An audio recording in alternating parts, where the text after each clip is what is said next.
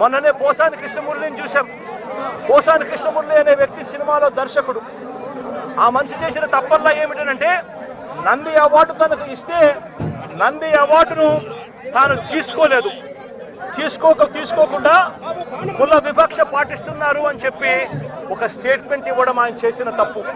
2017లో ఆయన చేసిన ఈ తప్పుకు ఈరోజు ఇన్ని సంవత్సరాల తర్వాత ఆయన మీద 18 కేసులు పెట్టి ఆయన జైళ్ళ చుట్టూ తిప్పి ఏకంగా నెల రోజుల పైన ఆయన జైల్లో పెట్టించే కార్యక్రమాలు చేశారు.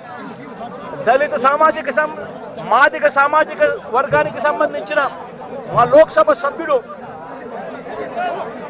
మాజీ లోక్సభ సభ్యుడు నందిగాం సురేష్ పై తప్పుడు కేసులు పెట్టి ఏకంగా 145 రోజులు అతన్ని జైల్లో పెట్టడం కూడా చేశారు. మాజీ ఎమ్మెల్యే పిల్లని రామకృష్ణారెడ్డి ఇతని మీద కూడా కుట్రపూరితంగా తప్పుడు కేసులు పెట్టి 55 రోజుల పాటు ఇతన్ని కూడా జైల్లో పెట్టించే కార్యక్రమాలు చేశారు.